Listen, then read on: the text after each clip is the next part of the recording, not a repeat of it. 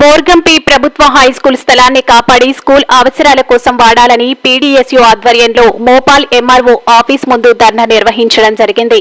అనంతరం ఎంఆర్ఓ కార్యాలయంలో వినతిపత్రం ఇవ్వడం జరిగింది. ఈ సందర్భంగా పీడీఎస్యూ జిల్లా ప్రధాన కార్యదర్శి జన్నారపు రాజేశ్వర్ మాట్లాడుతూ బోర్గంపిలో ఉన్న ప్రభుత్వ హైస్కూల్ స్థలం సర్వే 586/1, 586/2లో ఉన్న 1 ఎకరం 21 గుంటల భూమి కొందరు కబ్జా చేశారని, గతంలో కబ్జాకు గురైన స్థలంలో ఎంఆర్ఓ పేరు మీదే ప్రభుత్వ స్థలం ఎవరైనా ఆక్రమించినచో చట్టరీత్యా శిక్ష అర్హులని బోర్డు జరిగిందని, బోర్డు తొలగించి మళ్లీ కబ్జా చేశారని, ప్రభుత్వం హైడ్రా పేరుతో ప్రభుత్వ స్థలాలను కాపాడుతుందనే విశ్వాసం ప్రజల్లో ఉందని, కావున హైస్కూల్ స్థలం మరియు ప్రభుత్వ స్థలంను సర్వే మరియు విచారణ జరిపి పార్టీ స్థలాన్ని ప్రభుత్వ హైస్కూల్ క్రీడా ప్రాంగణానికి లేదా ఇతర అవసరాలకు వాడాలని, వారి కబ్జా చేసిన వారిపై క్రిమినల్ కేసులు నమోదు చేయాలని అన్నారు.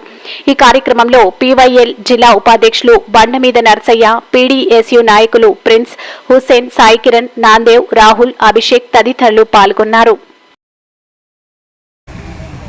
నిజామాబాద్ నగరం 5వ డివిజన్లో ఉన్నటువంటి బోర్గంపి హై స్కూల్కు చెందినటువంటి 1 ఎకరం 10 గుంటలకు పైన కబ్జా గురైంది. దీని సర్వే నంబర్లు 586/1, 586/2 రెండు సర్వేలో ఉన్నటువంటి 1 ఎకరం 10 గుంటలకు పైన ఉన్నటువంటి కబ్జా స్థలం కొందరు కబ్జా చేయడం జరిగింది.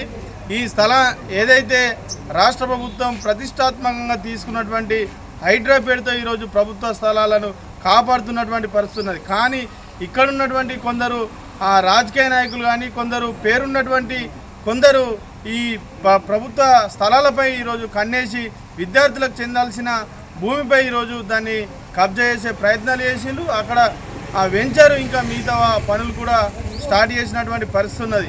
గతంలో అక్కడ ఏదైతే చిటిమేల హరిప్రసాద్ స్థలం దగ్గర ఉన్నటువంటి భూమారెడ్డి కన్వెన్షన్ ఫంక్షన్ హాల్కు అప్పుడున్నటువంటి ప్రభుత్వ నిధులతోనే అక్కడ సొంత రోడ్డు వేయించుకున్నటువంటి పరిస్థితి ఫంక్షన్ హాల్ కోసం కార్యక్రమాలు చేపడతామని సందర్భంగా హెచ్చరిస్తూ, అదేవిధంగా బోర్గాం హై స్కూల్కు ఏదైతే ఎకరం 10 గుంటలకు పైన ఉన్నటువంటి స్థలాన్ని ఆ స్కూల్ అవసరాల కోసం, ఆడ క్రీడా ప్రాంగణం కోసం దాన్ని వాడాలని విజ్ఞప్తి చేస్తున్నాం.